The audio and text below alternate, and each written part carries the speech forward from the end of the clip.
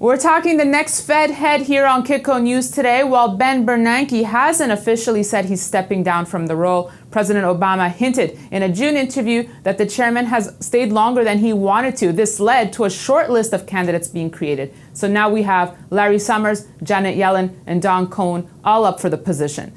Today on the show, we have Keith Fitzgerald. He's the Chief Investment Officer for MoneyMorning.com. We'll be getting his points of view on these candidates and, most importantly, who's the best bet for gold. Keith, thanks so much for joining us from your home in Oregon. Absolutely. My pleasure to be here. Thank you for having me. Keith, I'm sure you're not short of any opinion on this topic. No, I never have opinions. Yes, we know you're always soft-spoken, Keith. That's why we brought you on today to look at the possible candidates for the next Fed head. But before we get your assessment, is this a role and job that people want? You know, that's an interesting question. I can't imagine any person in their right mind voluntarily stepping into the breach here at the Fed. We are arguably running an economic disaster. It's a train wreck that everybody knows is happening at an institution that is supposed to be apolitical, but in fact has turned into a highly politicized tool, and arguably an outdated, outmoded one at that.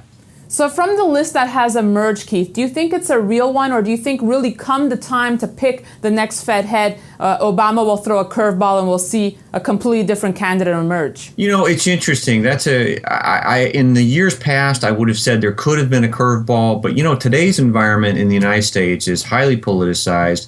I think they have to do a lot of leaking beforehand. There's a lot of behind the doors discussion taking place, because the last thing the administration wants, as under pressure as it is to throw a name out there and be summarily rejected by the congressional leaders. So I think they're floating a lot of ideas out there. I think there's a lot of discussion taking place behind the scenes. Unfortunately, that's not in front of the American public.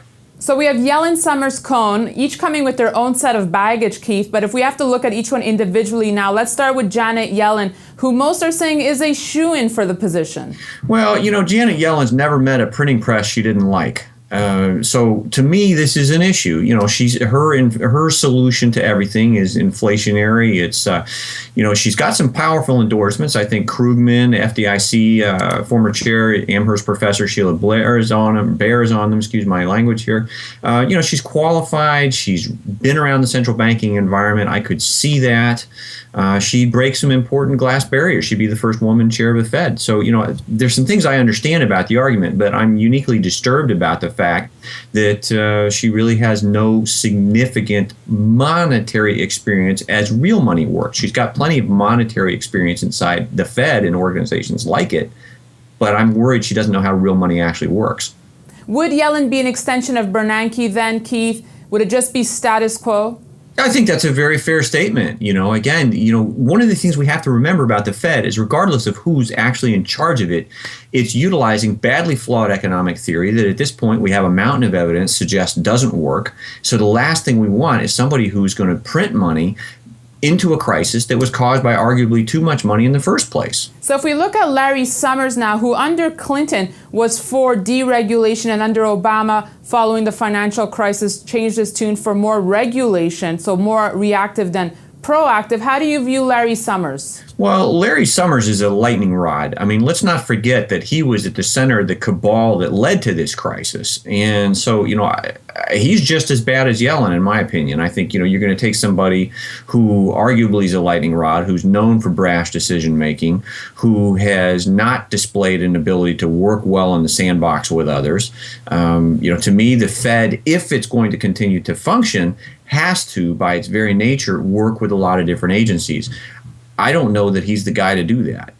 Then we saw Cohn become a contender. What are your thoughts on him, Keith? Yeah, you know, I don't know what to make of that, frankly. Again, insider, long-time experience.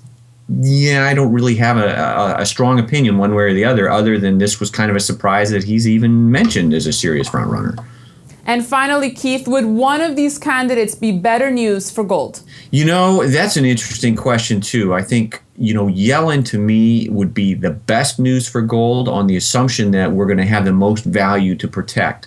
Summers, I think, would be good for gold, but for a very different reason. I think Summers would be a financial disaster, and that would prompt millions of gold investors to look for security and value.